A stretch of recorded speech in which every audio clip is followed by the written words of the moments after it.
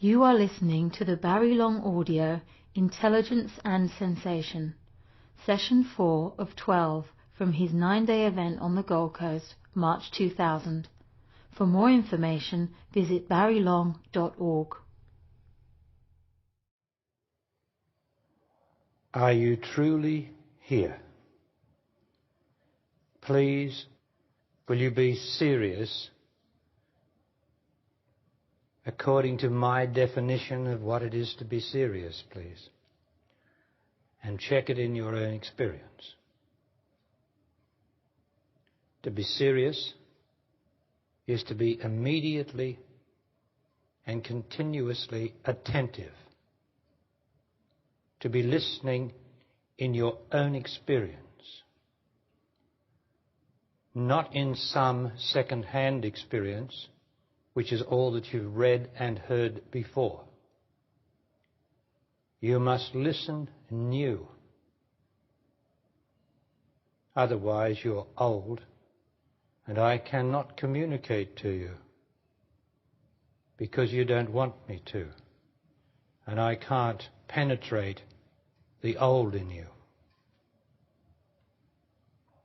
So please, be new, be now, be attentive, and listen in your own experience, because I may say something that's not the truth, and that's intolerable to the truth, and you've got to keep checking everything in your own experience. For only what is in your experience is in the truth for you. Everything else is imagination and hoping and wishing, except when I speak to you, there is something that may not be in your immediate experience, but it will have the ring of truth in it, the sound of truth. And you will know that by listening with your whole body, which is what it is to listen with your own experience, your whole body, and not just to listen with your silly, conditioned, judgmental and selective mind. The mind is the only burden on man and woman. Nothing else. Nothing else is the burden but the mind, which comes out of the emotions. Now, immediacy is a sure sign of reality. So when I ask you to be here immediately, you are as close to consciousness as you can be when you are immediate. So I want to speak again about the only two things in your entire existence which are real. Because nothing else in your existence is real. Your mother and father are not real. Your children are not real. Your job is not real. Your lover is not real. Your house and nothing that you possess, your car, nothing is real in this existence. But I show you what is real in this existence, which is the rarest thing that can ever be done for you. That's why I ask you to be as attentive, as serious as you can be. Because it is not easy to hear what is new, what is immediate, and what is real. And it's certainly not easy to apply that.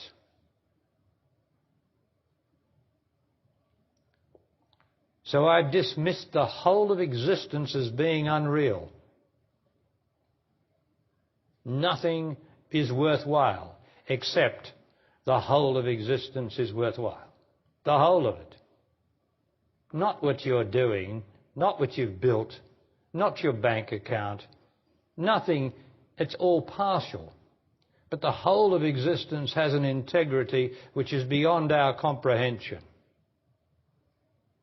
Not the little parts, they just contribute to the whole.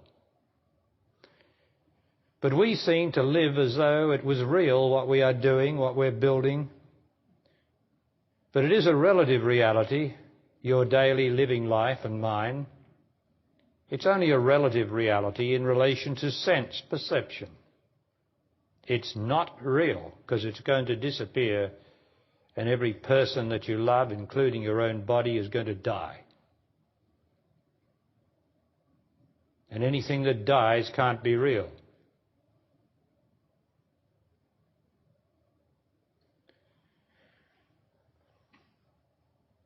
Now, there is a thing called a pure intelligence. It is very, very rare on this planet.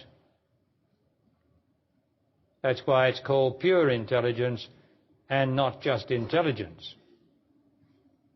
Because intelligence, as I've said, is what everybody is using out there in the university, and all the professors and all the scientific gentlemen and all the computer operators and programmers and whatever they call it. They're all intelligent, but they're not pure intelligence. So everything that they do will pass away. Nothing will continue the same. Even as the scientists have discovered, they were so sure. They were so sure, although I've been telling them differently for 20 years, they were so sure that there was nothing could exceed the speed of light. Well, now I hear that something has happened where they think that something might be able to go faster than the speed of light, which just shows how slow they are. Because my consciousness is faster than the speed of light, and so is the consciousness of the realized truth of God. That's why it's so rare too.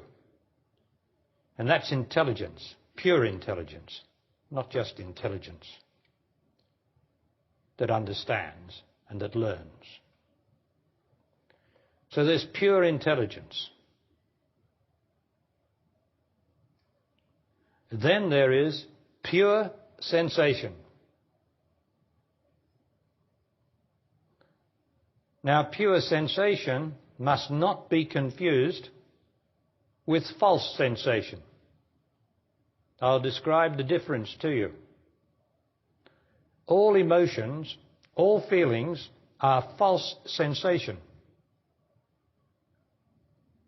They move in a certain way, emotions and feelings.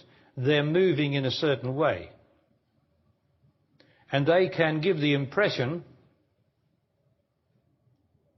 that they are sensation. And you could think or surmise that when you are practicing this,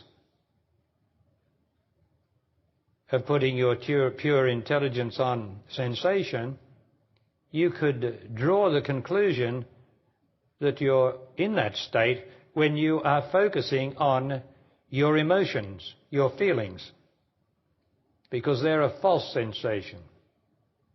There is no truth in any feeling that you have or ever will have. Now, that could be quite straightforward, couldn't it, if you could only prove the truth of that in your own experience. Every error that you've ever made has been due to you acting off your feelings. And every error you will ever make again will be because you're acting off your feelings instead of the fact and the truth. So, feelings and emotions can give the appearance of being true or pure sensation, and they are just the opposite. Now, it is my job to demonstrate to you what pure sensation is. For there's only the two realities in your entire existence. I've wiped out everything else because it all dies and passes away. But these two things will never, ever die or pass away. They might disappear in what is called sleep, but they have not passed away. It's just that you can't register them anymore because you're not there anymore. You've gone into another place where you can't register as you can here. And they are the two realities in your existence. The only things that are true is your pure intelligence,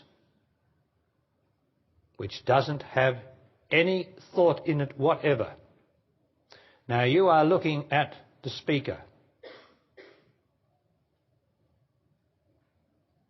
Now it is pure intelligence to be able to look at the speaker without interpreting what the speaker's saying.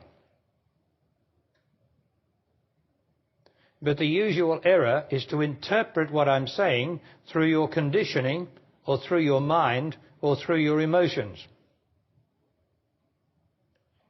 As a result of most of the humanity doing that, it then results in a monitor inside your head, inside your body, that surprisingly has conversations with you and you have conversations with it. It tells you, well, that's good, oh, that's not good, or it tells you, yes, I'm doing this, I'm doing that. It tells you everything that's unnecessary because it's your body that's doing it, and this little Sir Echo is telling you what your body's doing and is giving an opinion because you have entertained it instead of being pure intelligence. So you get the echo of existence through your memory and this conversation, this monitor, this phony little Sir Echo that you get inside your head to comment on it when you're making love. When you're doing anything, it will comment and you will think it's all right. But it's not all right. It's not all right. It brings despair because there's two of you in the one body. One that's unintelligent, which is little Sir Echo, and the other one which is your struggling intelligence, which this little Sir Echo is using. And so you're not pure intelligence. And that's the whole human race. This happens to the whole human race. It just doesn't happen to you or the person next to you. Every 6 billion of them have the conversation going on inside their head because they're unintelligent. Well, when you're intelligent, you don't have conversations going on inside your head. Are you hearing me? All I'm doing is endeavouring to describe to you the value of becoming intelligent. If you went out into the university and said what I'm just saying, there'd probably be great guffaws and protests, because they all think they're intelligent. But it's a false intelligence. It's a mental intelligence. It's a psychological intelligence. It's not real and it's not true. For pure intelligence never moves. And we know what intelligence, the other intelligence, does. It's always thinking, always working things out. Always striving, like the professors out there, always professing, but never knowing anything. No knowledge, all professing to know. And the students, because the professors don't know, the students will never know. Only when the master knows and doesn't profess to know can he help his students. Are you getting the picture, please? Because I'm talking about the whole of humanity. And I'm endeavouring to help you to be different to the normal condition of humanity so that you can become natural, for it is natural to be pure intelligence, to have pure intelligence. That is the natural state of man and woman. But it has become sullied by emotions, by screaming fits, by anger, by greed, by opinions, terrible opinions. Everybody's got an opinion about everything, and no opinion is worth that. As no feeling is worth that, and no emotion is worth that, because that's all false. So that's where we are. That's why I want you still as you can be and as serious as you can be in the sense of being fully attentive, Because I can penetrate you, I can change you deep down inside of you, underneath your conditioning, if you are only willing to be changed, to be new. That's all I need you to do, is to be new. And I penetrate you. I go into the very depths of your psyche, under your conditioning, into your subconscious, and change it and turn it all around.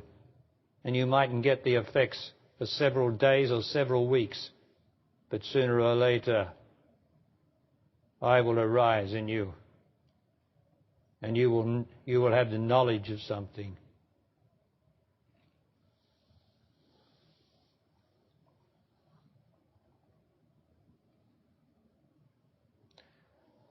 So pure sensation has got lost to the human race. If I went out there into the university and said this, I'd say, well, what's pure sensation? Tell me. They wouldn't know what I was talking about. If I went down into the main street, no one would know what I was talking about. Because you have to do it. You have to be it to know it. You can't learn it from a book. Although people learn everything from books and tapes and then mouth it as their own. But it doesn't mean anything. It has to be in your experience. And that's what we do here. Endeavouring to make the living truth true in your experience.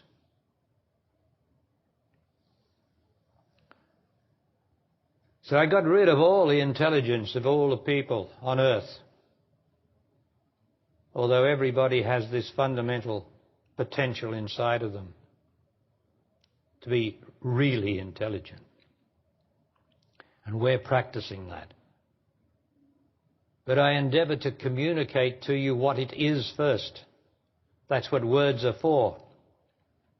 Words have a certain degree of communication to the mind that keeps the mind still. As long as the description is round enough and comprehensive enough and profound enough so that the mind can't try to select certain things to ask questions about. But I have the power to describe things in utter and complete detail, comprehensively, so that I leave the mind little area in which to be partial and ask its questions. But I understand that sometimes I might not do it thoroughly enough for everybody, and so I invite you to ask questions. So this communication by word, verbal communication, such as, no one's yet invented a better phrase than I love you. They're pretty simple words, and it's a pretty simple state. And it comes from a pure state, those words. But because we've been mouthing computer jargon, and the jargon of therapists, and the jargon of psychiatrists, and the jargon of psychologists, we've been mouthing that as our own for so long that our words have very little power, very little meaning in them. So people say all day, I love you. Well, I don't believe anyone when they say they love me. I don't believe anyone, and I don't believe anything.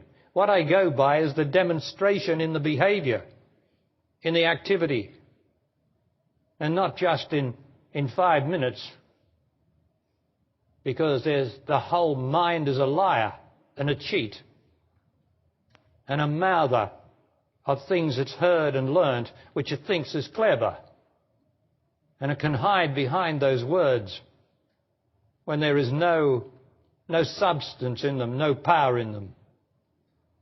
And so we hear, I love you everywhere, without any real meaning. That's not to say that when people do say from the depths of them, I love you, that it doesn't have meaning. Of course it does. It's the most powerful phrase on the earth. No other phrase is more powerful.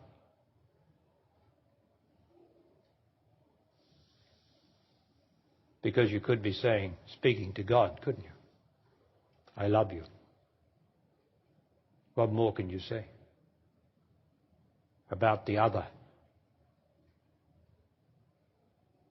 that has no objectification, that you can't describe. You just say, I love you, or I love it. And I don't know what I love, and I don't know what you are, and I don't know even whether you are. I don't know that either. I don't know anything about you except I love you. Because I'm talking about the love of God, the love of the other, the love of the unknown, the love of the incomprehensible. That's what I'm talking about. And that is possible with pure intelligence, to love that, to not only love it, but by loving it, to be able to perceive it when it has no objectification whatever. There is no knowing in it. You can't know it, but you can love it. And love is the finest and most beautiful communication that is possible on this earth. But that's at a level underneath words, isn't it? That communication, it comes from a depth inside the psyche. It has a reality. It makes a reality in the words. Like my words have a reality because it comes from the depths of my love of God, my love of life, my love of truth. So what I say is substantive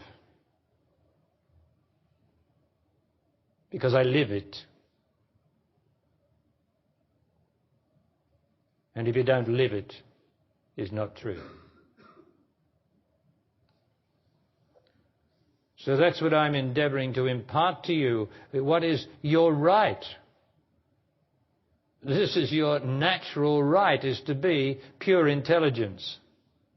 Your natural right is to be able to perceive in the sense of no objectification, no knowing the other, the it, the thing that never dies, the foreverness, the eternalness, the wonder, the unimaginable. Fancy loving something that's unimaginable. You can't objectify something that's unimaginable because if you can imagine it, then it's an object. Now, pure intelligence is to love that. And that's your natural state, for you came out of that.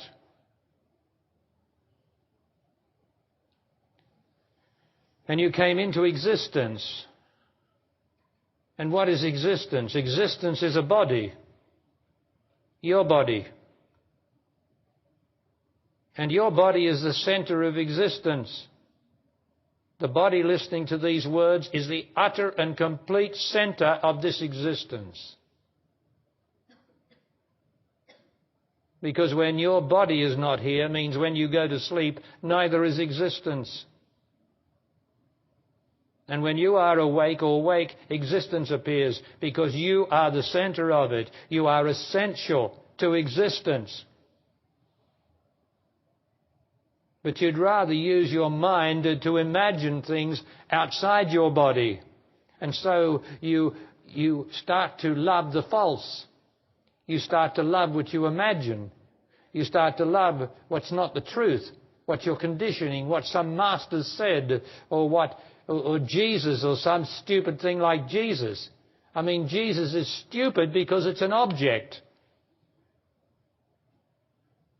Jesus, if there was anything in him that the church awards to that man, then it wasn't Jesus. It was what was in the man was God. The unknowable, the indescribable, the unbelievable.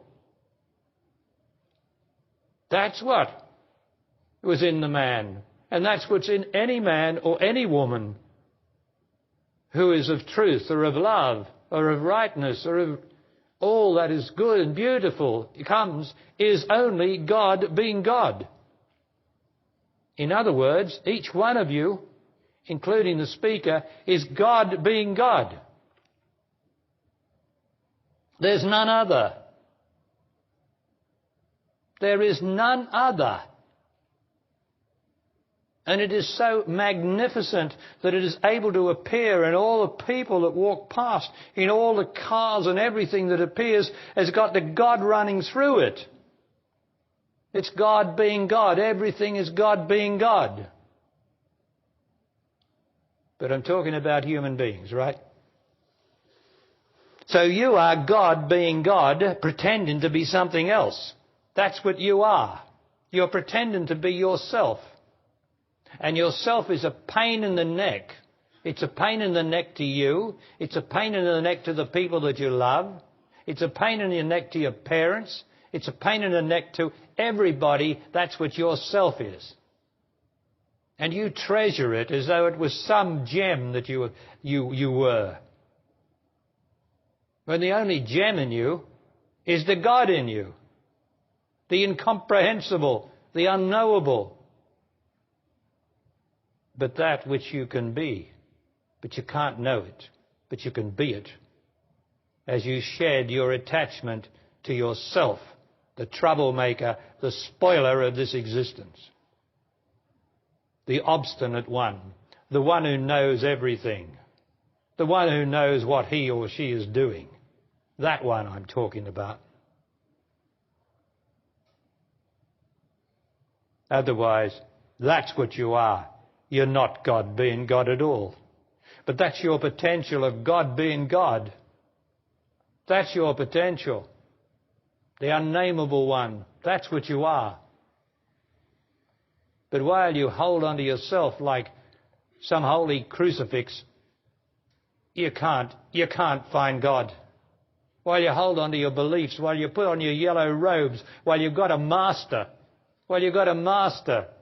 you can't find it because you're conceptualizing everything that the master says you conceptualize. You can't help it because the brain conceptualizes everything. And that's not intelligent to conceptualize. Okay, if you've got to go in there and study to be a professor or something, then you've got to conceptualize indeed.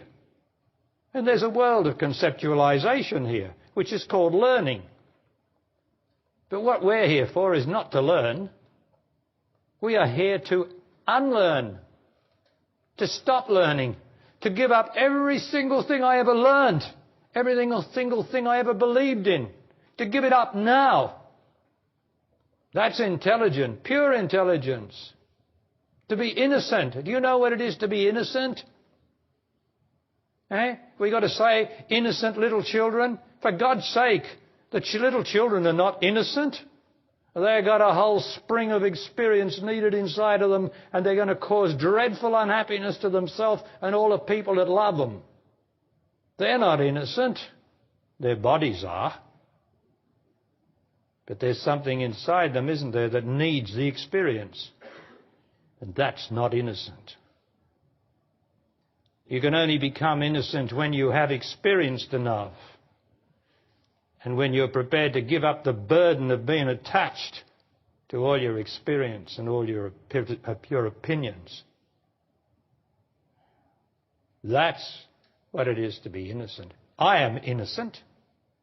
Of course I'm innocent. How could I talk about innocent if I wasn't innocent? The next time you're talking to someone who says they're innocent, say, well, then you must be innocent. Then you must have no burden. Your life must be absolutely perfect in every respect, particularly your love life. Is that right?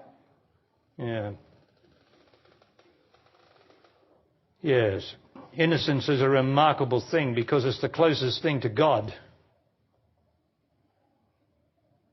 And then we have a pure heart. Well, there's nothing like a pure heart. It is a most beautiful thing to have a pure heart. Do you think I'm being too romantic here? Do you think I'm being too abstract? Or is your intelligence up to listening to me? What is it to have a pure heart? These words are not just inventions. They've been handed down from people since time immemorial. The pure of heart shall see God. What is it to be pure of heart? For God's sake, will anyone tell us? Instead of these stupid churchianity guys, Christianities. What is it to be pure of heart? Your intention matches your action. When your thinking matches your actions? Your intention. When your intentions matches your actions? No, that might be true at that level. But the pure of heart is to have your heart broken and not to blame, accuse, or complain about anyone or anything in your life, and not to hold on to it. That's what it is to be pure of heart. No longer to blame, accuse, or complain about your life. But your heart has to be broken. So many hearts have been broken and nothing gained from it. Nothing. How many women here have had their hearts broken? How many men here have had their hearts broken, but particularly women, and nothing gained? Well, I know that some of you have gained much, right? But I'm endeavouring to make the point. Only a broken heart makes a pure heart. Otherwise, you're going to really believe in yourself. There's one thing about a broken heart, if you're really there when it breaks, is you say, I'm nothing. I'm finished. There's nothing true about me whatever. I have no hope. I've got nothing. Because everything, it's like a punctured tyre. Your selfish tyre blowing up nice and high and big while things are good. And when the desperate broken heart comes, when the terrible knife goes into the heart and rips you open, you're punctured and you deflate just like a balloon or a tyre. And you're nothing. And you're finished. And you're desolate. And there's no future and there's no past. In that moment, there is the opportunity to see the truth. But how many see it? Because of our conditioning. People say, oh, don't worry, love. Don't worry. You'll find someone else. Don't worry, darling. He's died, but he's never forgotten. Don't worry, darling. And they're patting you on the bloody shoulder and they're being sympathetic when you don't want sympathy. You want the truth. Do you think that a broken heart is made up by something? Or do you think it might be God that breaks your heart to try to get you to be true, to come home to me, to come back to me, the living truth that is God? What do you think it's about? No good talking to humanity. I can talk to you, though. What do you think a broken heart's about? What do you think death's about? What do you think pain and suffering's about? Only created by God to bring us home so that we will deflate and give up our own selfish, willful ways. You getting the message? Or do I sound like some Christian evangelist? For God's sake, save me from that. I speak from the place of the broken heart. My heart is broken, always broken. But I have no pain anymore because I've released the pain. I've released the accusations of anyone else for my life. I've got rid of the blaming. I've got rid of complaining. It is my life. Do you understand? It is my life. I'm responsible for the light shining on me. And if they give me a headache, I'm responsible for it. I'm responsible for every single moment of it. Now, it's not to be a human being is not to be responsible. You know that. Oh, you're responsible for now, but what about over here? Oh, no, you can't be responsible for a whole life. Well, you've got to be responsible for your whole life. No good telling me what somebody's doing to you. You are doing it in a very, very profound way. So we mustn't make that sort of statement in a trite way. We must realize the profundity of what karma is, our own past, chasing us all the time. Our own ignorance chasing us and taking new form to stand in front of us as circumstances and torment us for what we have not attended to will have to appear again in our life. That is the truth. And so karma is another word used. I only use it because I don't use these Eastern terms, but I can't get a better one word than, what it is that what you have not faced before appearing in different forms in what is the so-called future is circumstances. Well, having defined it, I can use the word karma because we're so stupid in the West. We're so utterly stupid. All we're concerned about is learning and nuts and bolts and sending things up into space and all that, but no truth. So we don't have any word for a thing like karma, but it gets trotted out, doesn't it? All the Eastern masters, all the Eastern stuff, karma, karma. Nobody tells you what it is. Because if you've got a problem now, if you've got a problem this very moment in your life, that's your karma. That's what you have not faced before, and that's what has to be faced now. And what does facing it mean? Facing it means face it, courageously as you can, only as you can. And no blaming another person for what has happened to you. No accusing someone else for doing it to you. And no complaining about your life. How about that? What is that then? That takes another element which goes into the depths of you, which is related to the God in you, which is your knowledge of God. And that changes karma. For karma is the past. And what I'm talking about in dealing and not accusing, blaming or complaining, that's a present. And the present can dissolve the past. As long as I am in it and not blaming some other thing for what I have done and now must face.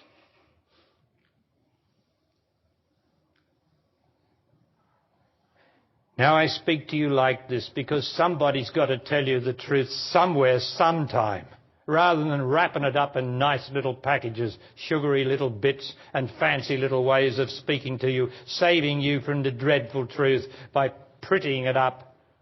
Well, I don't save you from the truth. This is what you are. And you've got to see yourself, and you've got to see your reality. Your reality is not complaining or blaming or accusing. That's your reality. But you can't stop doing it until you start to find something real in you. So what are we going to do with our partner, which is the best place of all to practice it, is it not? There's the place, but we forget about that. Oh, I don't blame or complain out here, but what about your partner? Are you still arguing? The two of you, are you still arguing? Eh? If I asked every one of you, one after the other, the couples, you still have an argument? Well, then if you still have an argument, then you're complaining, aren't you? You're accusing and you're blaming. Well, how dare you have an argument, the two of you who say you love one another? How dare you? What sort of people are you who say you love each other and then argue? It's only your ignorance. Because when you argue, one of you takes a position. And in truth, there are no positions. You can't have a position and be innocent or pure of heart. You have to be absent. And so whenever two people argue, one takes a position and it won't be long before the other one takes a position, because you set up a polarity, which is the human brain. Always sets up polarities, this against that. And do you still discuss? Do you still discuss in your partnership? Do you have a nice little discussion? Do you still do that? Well, all discussions lead to ignorance. All discussions are ignorance. If you've got to say anything to your partner, why don't you speak the truth? I love you. I love being with you. I love you. You were beautiful. You were sweet. I love kissing you. I love my arm around you. I love being with you. I love holding your hand. What else have you got to say, for Christ's sake? What else are you going to say to somebody you love? Eh? What are you going to say to God? If you truly love God, what are you going to say? Oh, forgive me for my sins. Oh, forgive me for this, all this Christian bullshit. You're going to say, forgive me, forgive me, forgive me. Always ask and always wanting to get. Instead of saying, I love you, I love you, I love you. I don't care about anything else. I just love you. What do you think the love of God is? Asking for forgiveness? My God, you know what? If we were asking for forgiveness, the whole human race would be down on their face all day long saying, forgive me, forgive me, forgive me. Every single one of us. But there's nothing to forgive. You have to pay for what you've done. And it will appear to you in your circumstances, which it's doing this very day in the circumstances of your life.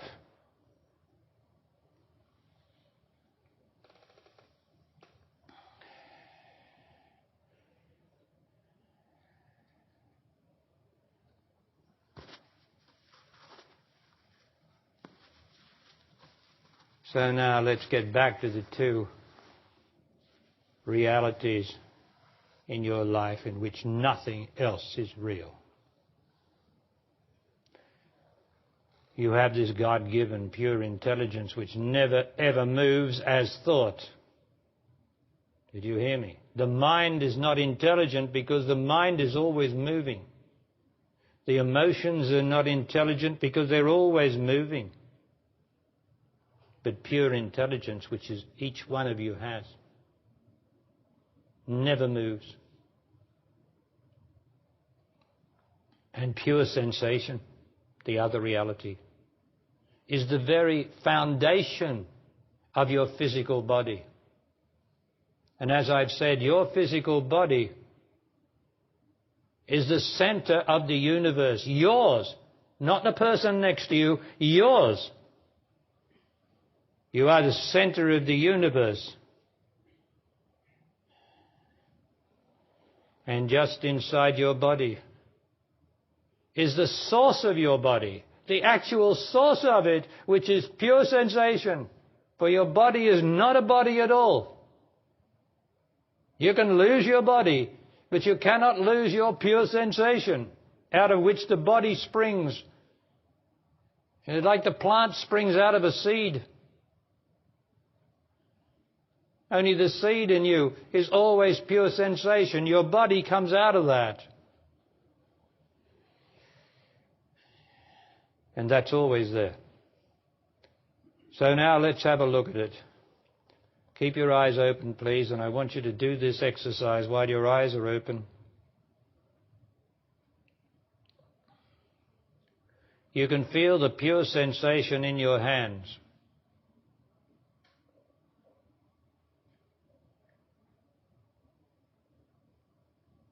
It's always there and will never ever leave you. It's in your feet.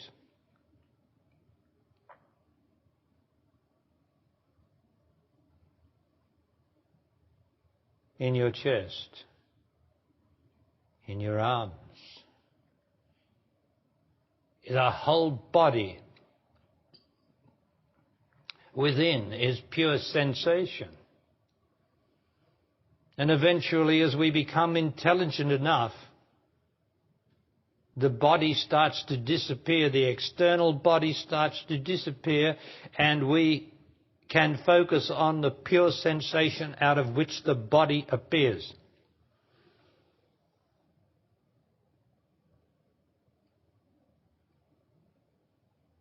But it requires, you must have pure intelligence on it, or you won't be able to do it.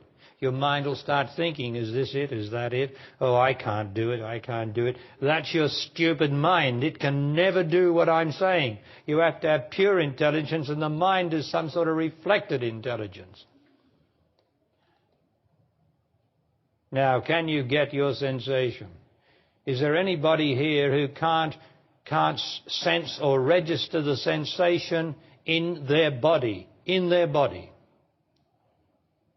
If you mention it to me, I will help you. because I have run into it many times in speaking to people who have so little feeling that they can't register it. Then that is not an accusation and it is not a criticism. Yes, please. Can we have the microphone down here, please? Thank you, Mary. Put your hand up, please, this lady.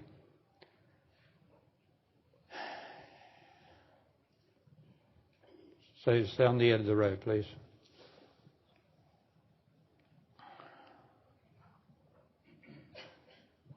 So we're talking pure sensation. Yes, it appears to be different in different parts. Different in different parts is because we are used to having different parts of our body. So the brain breaks it up into different parts, right? Just like you've got an arm which is different to your leg, right? Like your chest is different to your bottom. Now that's the brain makes those things different. And when you come onto pure sensation, there's a sense of it being a difference. But in one sense there is. Because while you're working now, you're working at being intelligent. So please stay with me. Don't drift off and think about something, please. If you can get the sense of the sensation in the small of your back, you will find it tends to have a very finer sense of sensation than perhaps in your hands.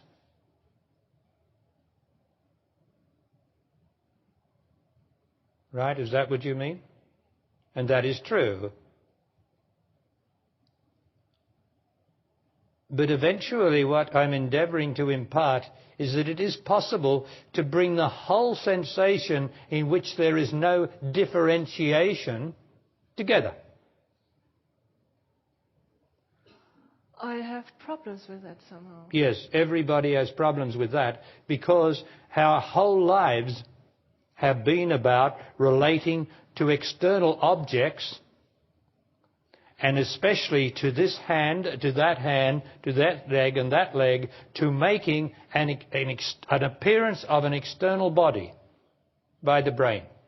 We relate to that. We take it as our reality all the time.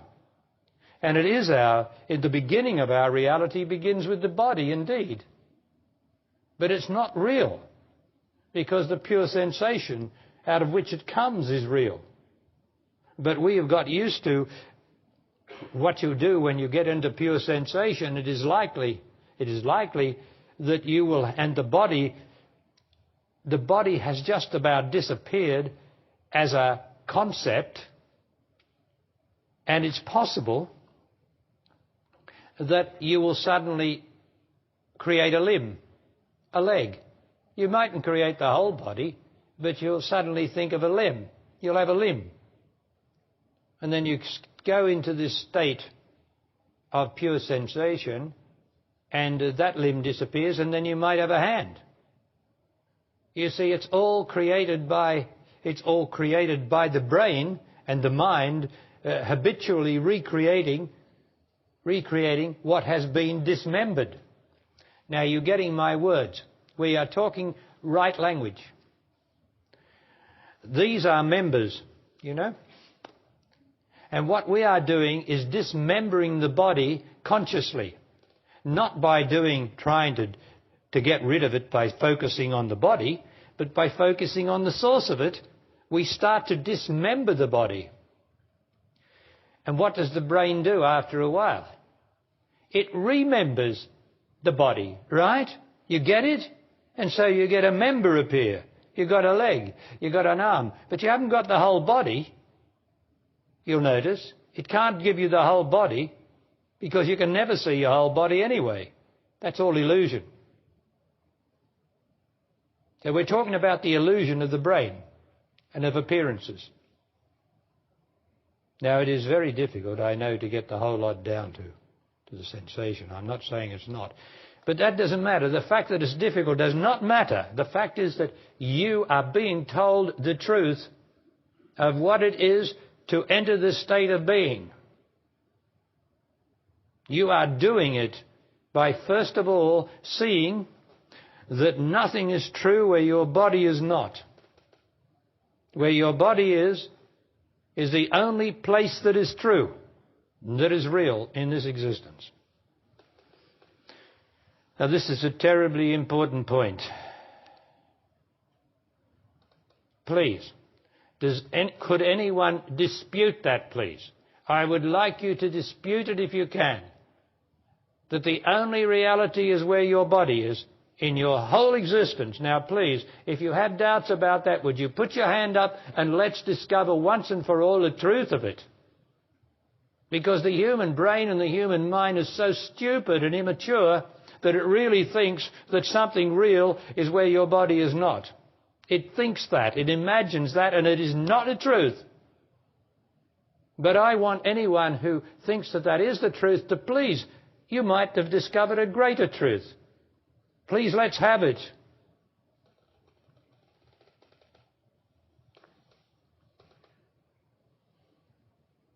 Yes, please. Who am I talking to? Just a minute while I get the microphone, please. Now, we're talking intelligence, and this particular question is to anyone who can name that there is something real where my body is not. Where the body is, do you think on my chair, or do you include also this room? All the other people who are with us, if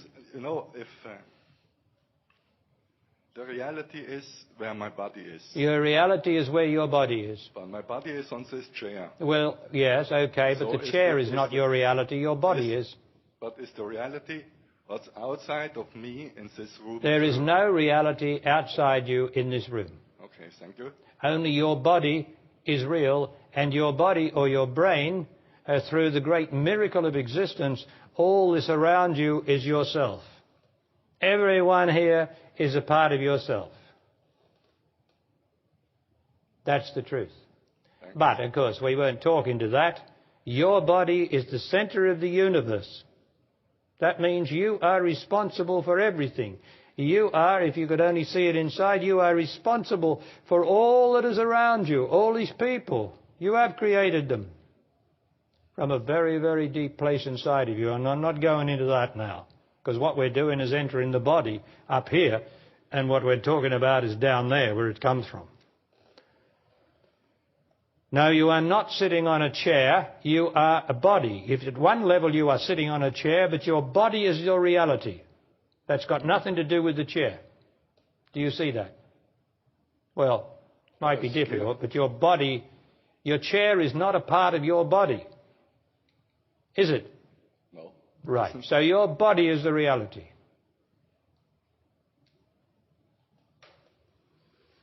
Thank you anyway. Thank you. Now, it's a difficult one to get because we're so used to being fed the bullshit that religions feed us and everyone feeds us some way to God, and there is no other way to God but through your own body, which is the center of the universe, and we have to go in there. And we've got to get rid of all the fears and doubts and emotions in the subconscious there, which protects us from the truth. And that's what we're doing here, and why I'm speaking to you like I do. Because who else is going to speak to you like I do? Who else is going to be down there in the very nitty-gritty of it? For I am here. I am here to get down into the very being of you. That's why I'm here, by God's will. And that's what I'm doing. And we've got to start somewhere. And we've got to start intelligently. To be intelligent, somebody's got to convey some intelligence that is pure and not the usual intelligence of the professors and Einstein's theory and the rest of it all. All mind stuff. Like the master that taught me used to call it mind weed. Oh, what a great word that was. Is. And I'm not talking about an Eastern master either. I had one of those rarest things on earth.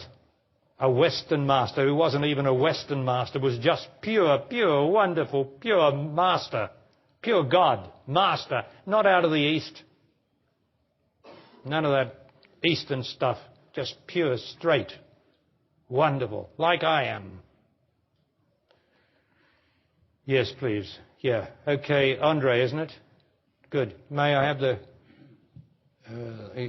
microphone, please? Where is it now? Oh, yes. Yes. When you say body, do you actually mean the sensation within the body? Because when you say myself creates the whole room and all the people sitting here, I see the truth of that. But then my body, the creation, the exterior appearance, is also a creation of my mind, isn't it? Yes, well, no, it's a creation of your brain. Of my brain, yes. Not your mind. Your mind is not your brain. Your brain is something that's natural to you. It is a natural thing to have a brain in this existence. Right?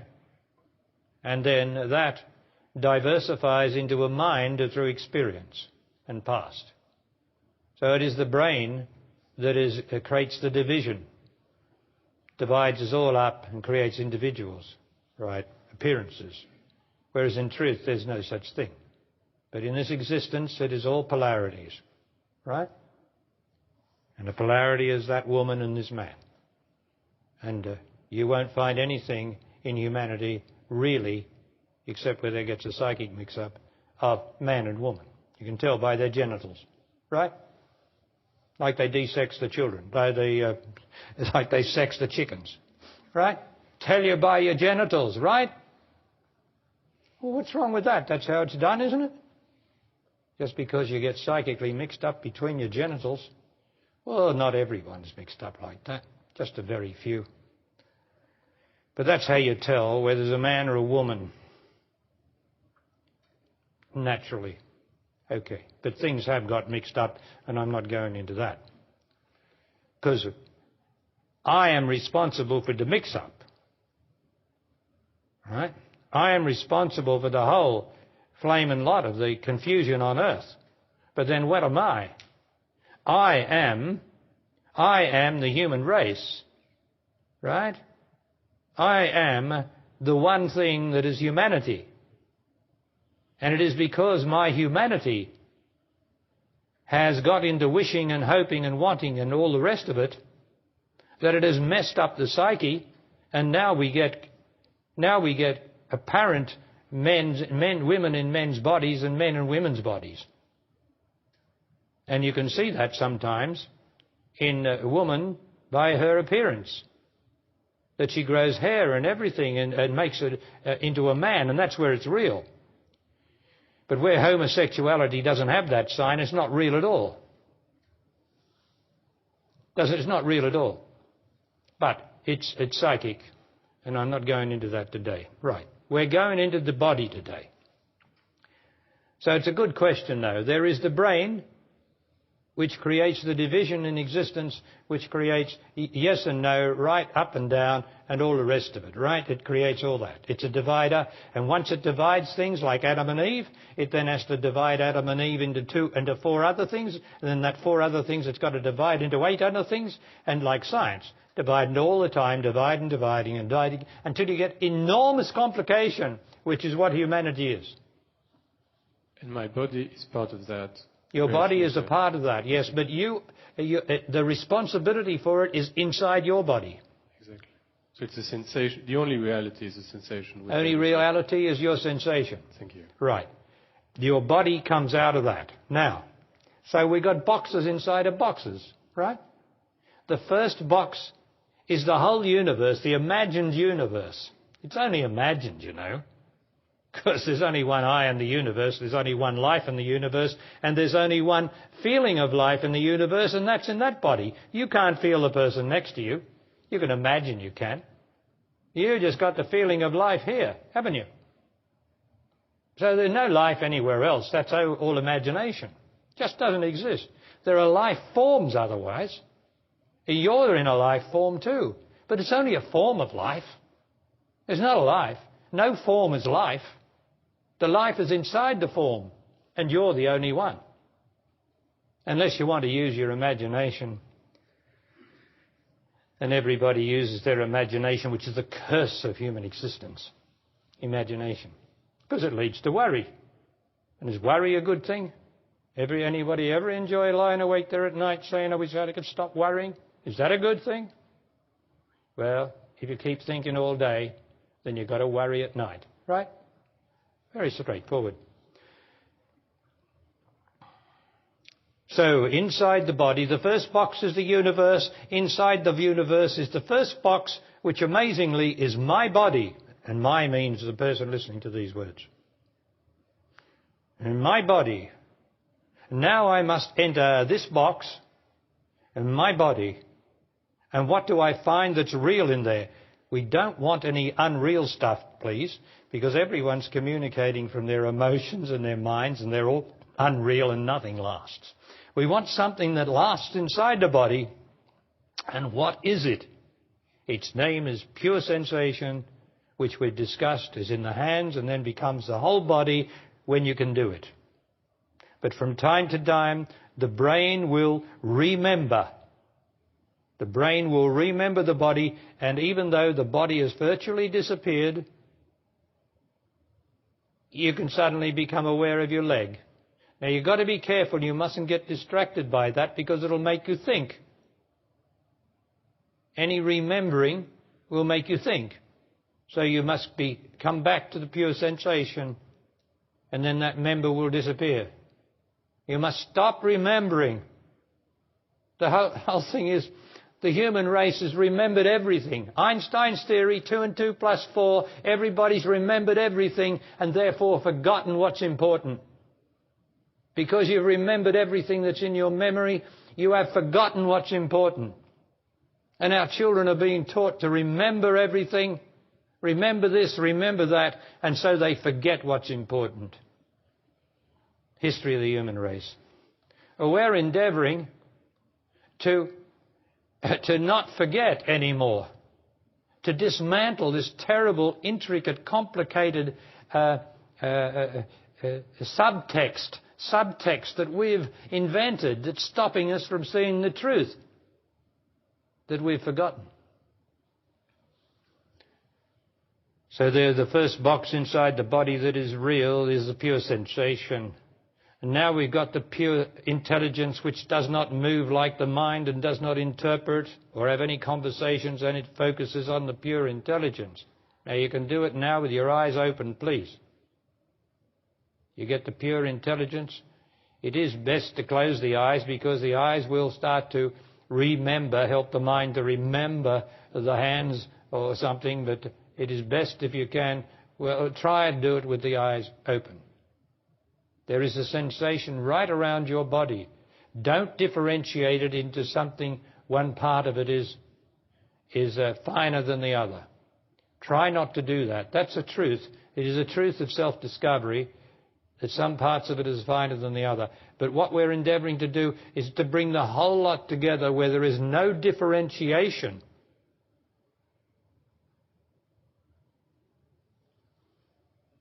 And that is the source of the body. The body comes out of that. And the more that my intelligence, my pure intelligence, can focus on this sensation, the sensation actually disappears. The intelligence disappears. And I am in the state of being. Now, the state of being is complete unknowing. I cannot know that I am in the state of being. So how do I know I'm in the state of being? You cannot know it. So how do I register it? You cannot register it because it's nothing. Well, stop asking stupid questions and just do it. Because you can only be it, you see. It's beyond the mind, it's beyond questions, it's beyond any description, the state of being. And that's the next box inside the pure sensation. And there is no limit, no end to the state of being. It goes down through the pure psyche, through everything, right onto eternity and down to anything that you like, whatever you like to call it. And that's how deep and profound each one of us is.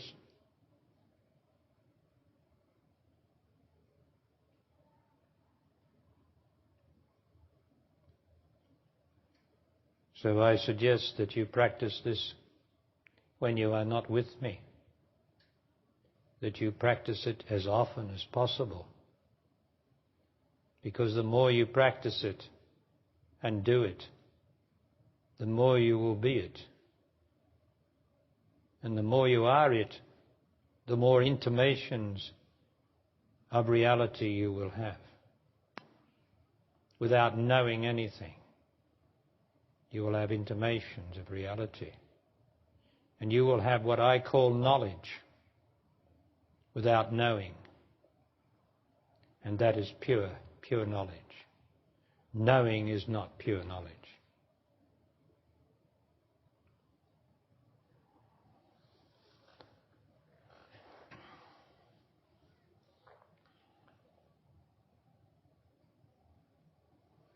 Now you've got to get the idea. You mustn't try to remember what I've said. You've got to get the idea while we're doing it. Otherwise it's just a concept and you've got to remember, and you'll be saying to yourself, what did he say, what did he say? Because you haven't got the idea. Do you get the idea? The body is the beginning. Pure sensation is what the body comes out of. It's there in your hands, in your body and everywhere. Your pure intelligence does not move, so it is quite capable, like a great light of consciousness, to dissolve the pure sensation, and then suddenly there is nothing. And to be as nothing is the rarest thing on earth, because everyone who goes into that state, if they haven't got rid of their self enough, the self gets terrified or it just runs away from it and starts to think or interpret or say, I'm frightened. But many, many people get to that state, accidentally or anyway, it doesn't matter. But unfortunately, where there is self-judgment. And so there'll be judgment of that which is nothing.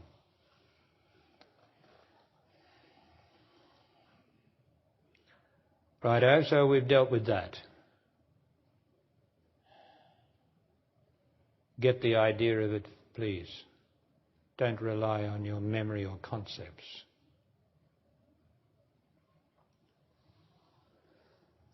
Now, I have here a card that someone sent me, a beautiful little card. It's beautiful to me. It has on it a lovely young lady, and she's in a sort of a gloom, and she's bending over and looking down, and around her are a number of little lights and little figures, which could be what we would call fairies or something else, all around her. Now that's a very famous card. And there are many other famous cards. I'm not talking about modern art, I'm talking about older art. Famous cards of things like fairies and, done in a real way. Why do we buy cards like that when we all know that there's no such thing as fairies? Why do some of us still find that there's a beauty in it? Why? I mean, if you're scientific, you know it's all bullshit, don't you? If you've got a real sharp, rational mind, you know it's all rubbish. Yeah, well, I would expect you to say that. But to me, it's not rubbish, you see. It's an aspect of the other. But let's examine it. Why do we enjoy things like that obviously have no reality here whatever? As a matter of fact, show some sort of a demented mind. Why do we have cards like that, and why do we buy them? And why do children, especially children, love to play with little figures of animals? Teddy bears? Dolls? Why do they love to talk to them? Why do they talk back to themselves from the dolls and the teddy bears? Why do they put them into bed? And why do they love them and hold them? And why so frequently do some children talk to something in the room around them?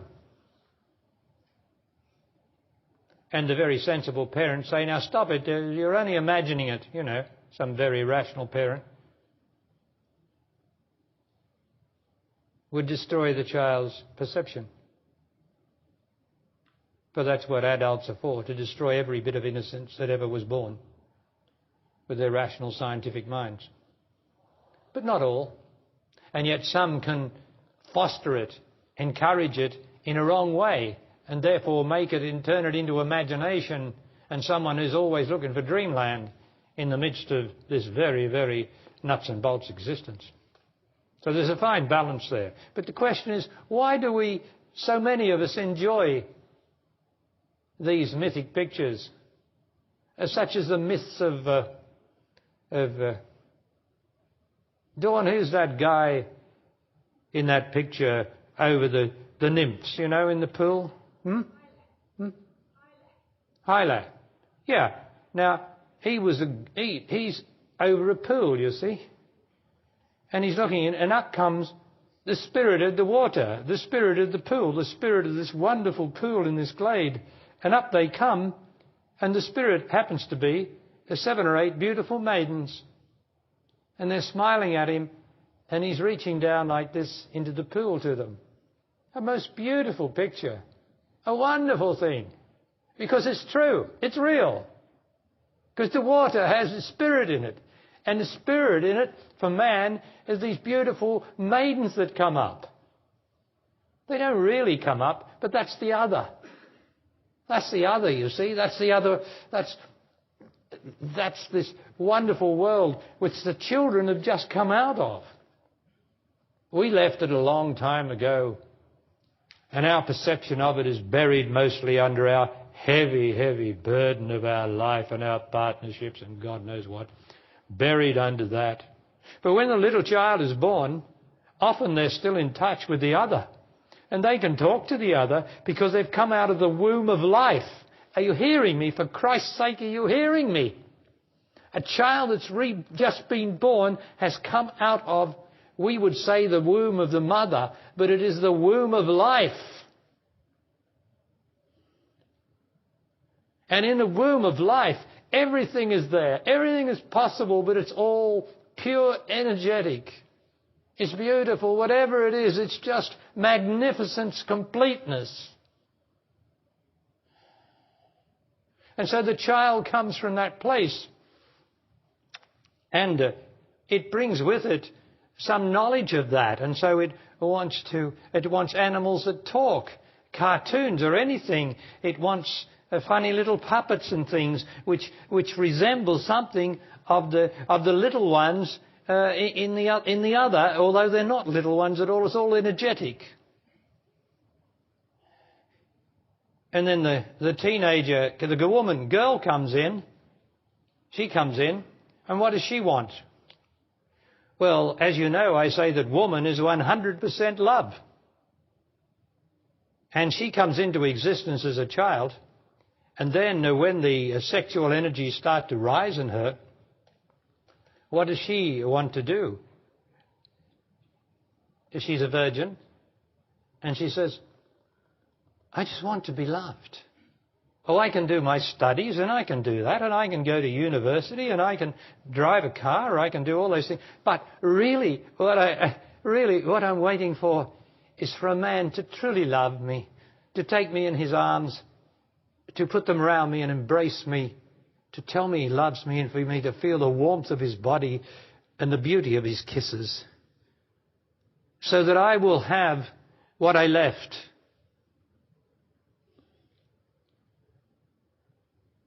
And then the rude awakening,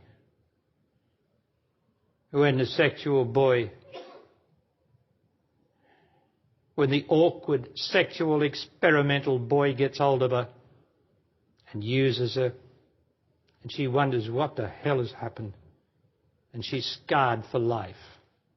Or the sexual man gets hold of her and she's scarred for life again, because it's never like it was, like she knew love to be. Because love, such love, is so rare here.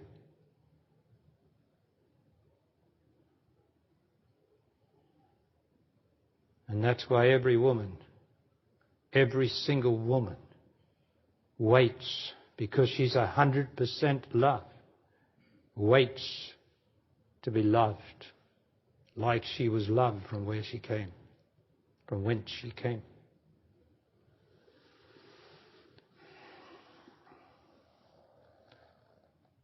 Andrew Cohen calls me a romantic. Oh no, you know, he's a good man. I'm not criticising, but he calls me a romantic, you see, which he says is unusual or surprising for an enlightened man. I don't know whether he calls me enlightened, but something like that.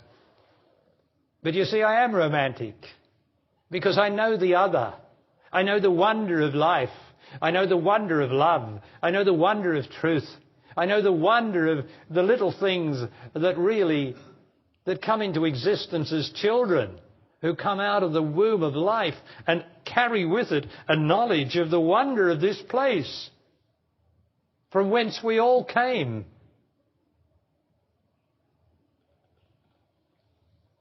Yeah. Yeah, I haven't forgotten, you see. By God's grace, I have not forgotten the other, whence I come, and whence man and woman come. I have not forgotten it, although I don't remember it, but I have not forgotten it. And so I am a real romantic. And so you see on a number of my tapes, love brings all to life, and you see the artist with his hands around his own image of a statue of a woman that he's making. And of course the myth says that eventually he loves it so much, night and day he works on it, that he puts his arm around it and her face moves and she kisses him. All rubbish. If you're a scientist, we all know that's rubbish. Oh, I don't. I know that every woman I have ever loved is a statue that needs to be brought to life, and I have done my best to do it. I know that. And I know that because of the great elapsement of time, since time began here, that there is a great amount of marble in every woman, of metal and obstinacy and resistance to love. Even though she loves love, she is resistant to it because of her individuality. I know that. But I do my best. That's all I can do. But I love. And that's God's love that loves through me. And God does whatever God does. And God is only good. There's no negativity whatever in God. Only the good. Only the right, only the true, only the beautiful. That is what the other is, that I know. So woman waits to be loved. Just like the teenager I described, she waits to be loved. Who's going to love her? There's only one thing here to love her, that she waits for, and that is man. Is he going to love her, or is he going to use her and sex her up? Well, she's had enough of that, hasn't she? Thousands of years of it. And still they're doing the same thing to her, except those who are endeavouring to love her. And when you love her, you bring the statue to life. But it's no good having discussions. And it's no good arguments. No argument is any good between lovers. Only I love you.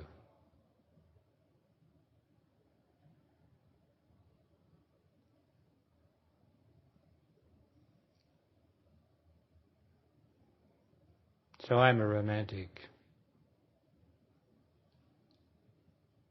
Thank God. Thank God. Wouldn't it be a dreadful, dreadful world, worse than what it is? And you'd think that's impossible. If the scientific world were correct, if the scientist's knowledge or idea of the world was correct, how would you like that? You'd have to speak a squared plus b squared plus 2ab plus equals 768 minus or plus a couple of... And, I mean, that's the language of science. And I don't think there is any symbol for love in it, nor truth. There, of course, there's not, because scientists are too intelligent to ever think about love or truth.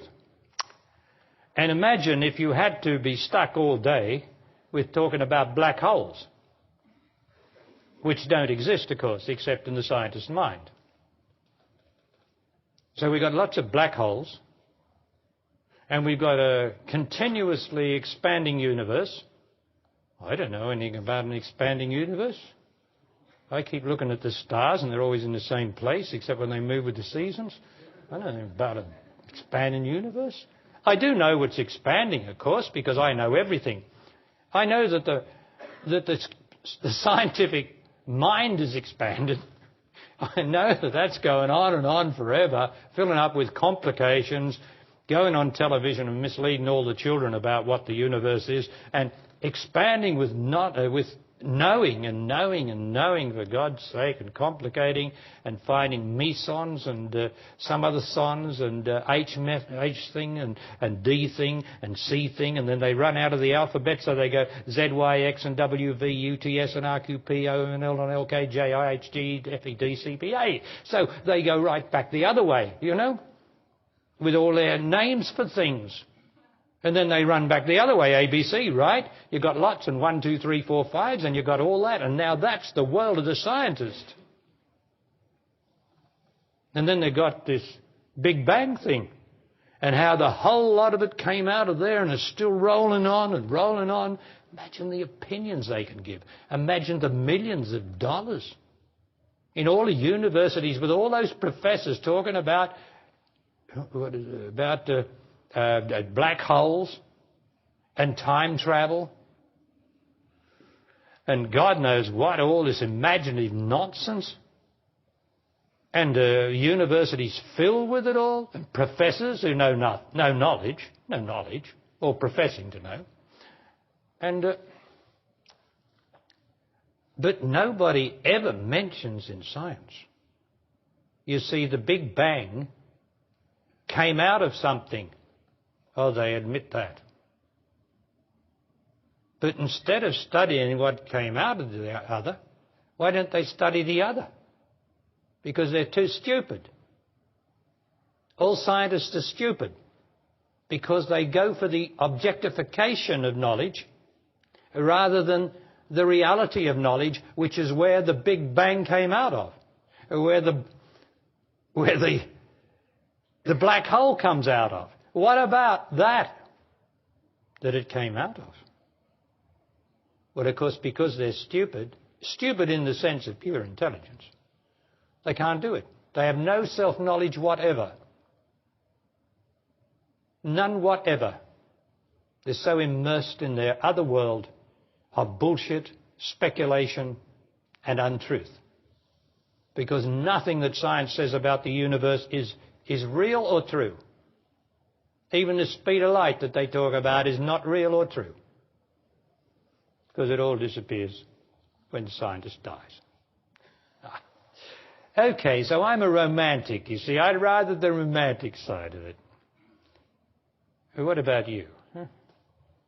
Oh, is there anything more beautiful than to kiss a woman on the forehead? To touch her cheeks? Is there anything more beautiful than to kiss her hair? Than to bury your nose between her shoulder and her neck? And to breathe into the lungs her essence, which does the lungs a great deal of good. Is there anything more beautiful, Mr. Scientist? What? What do you mean? Yeah, what do you mean? I mean what I say.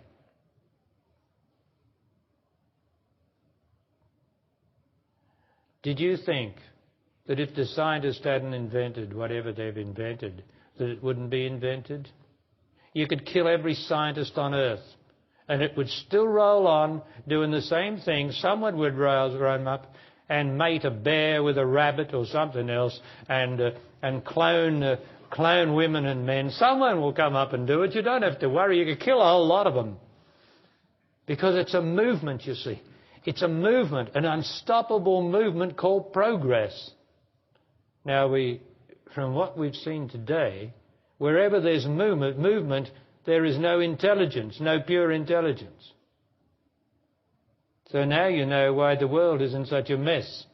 Because there's no pure intelligence here, it's all movement. Progress is movement. And that's why everybody dies. Because it can't sustain itself. So it's got to reproduce some new things to get excited about this existence and believe in science and religion and all the rest of it, instead of just pure self-knowledge, which is the key to the exit before you die.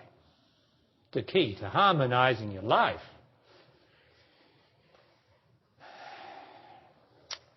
Okay then, so I trust you could you get now your pure sensation immediately now? You know, you're there.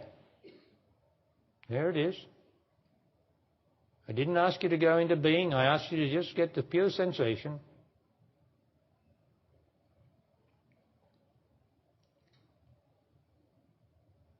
There it is. Don't worry about the mind creating the idea that there's your body, your legs or your arms. Don't worry about that. Just ignore it. It's all right. The thing is for you to focus on the pure sensation. And if you can't get it all together, it doesn't matter. Do it. You've got it more together than you can think of. Just do it. Just do it. Now, you can't think while you're focusing your pure intelligence on sensation. You'll only think if you start to become unintelligent, restless, movement. So that's the practice.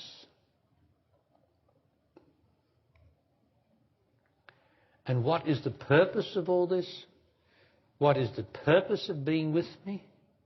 The purpose is to harmonize your existential life so that you have no problems in your entire life. That is your right. For as within, so without.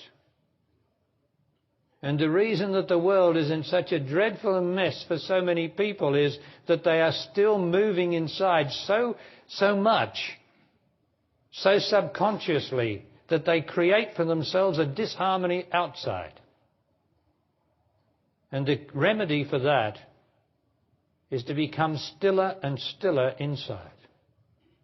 And you are doing that. And don't believe your mind which says, oh, I've only got a bit of the sensation. Don't believe that. It's not.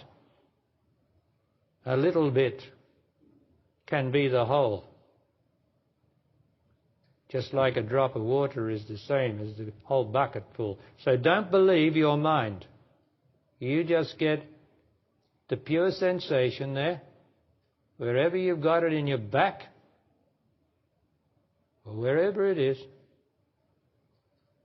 you have more than you think you have. And it takes increasing intelligence to be able to hold that against the clamour for movement of the mind and emotions. Now, I either know what I'm talking about or I don't. And if you're still here after 2.5 days, and I don't know what you don't think I know what I'm talking about, then you're a fool, aren't you? So it must be right, because you can demonstrate it in your own experiences. And that's what I love. You to realize the truth in your own experience.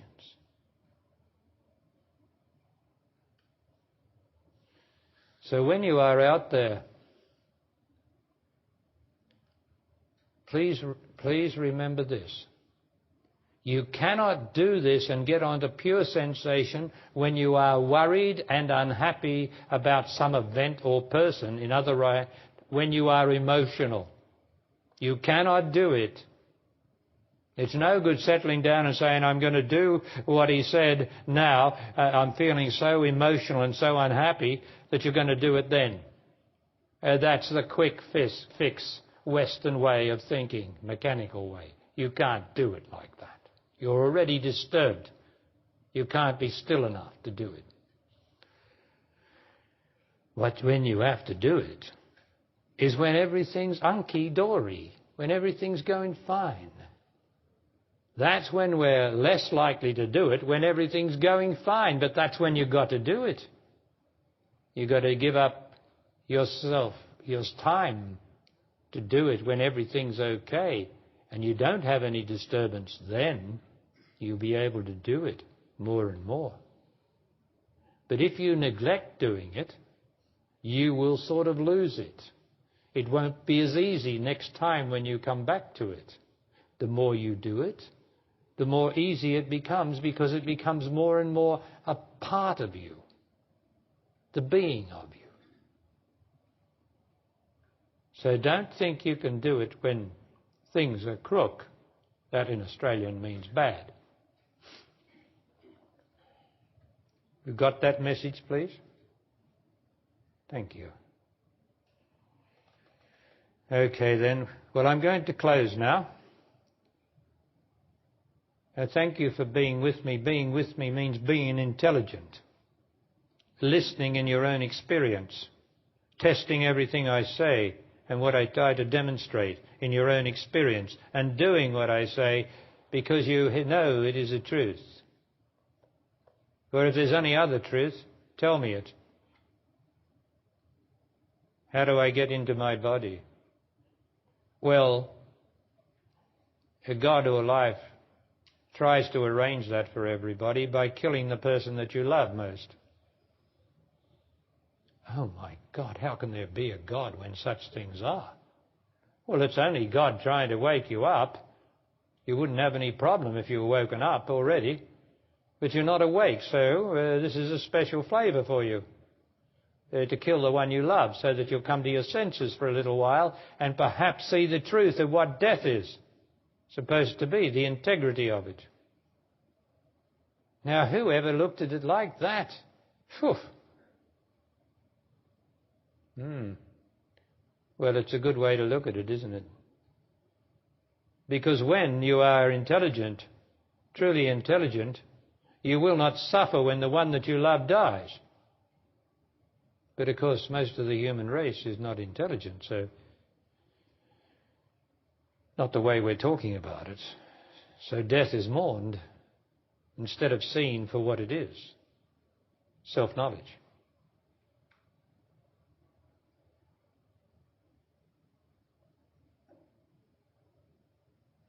All right, then I'll close now. And tomorrow, as Kate has told you, I think, and I'll repeat, we're going to start at 11 to give you an extra hour so that you can sit down before you come here and do some focusing on pure intelligence, on pure sensation with pure intelligence. How about that? How about giving a little bit of time before you come here to that? And if you argue with your partner or have any discussions, your chances of being able to do it are not good.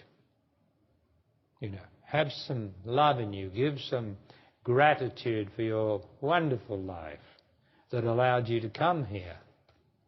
You were allowed to come here.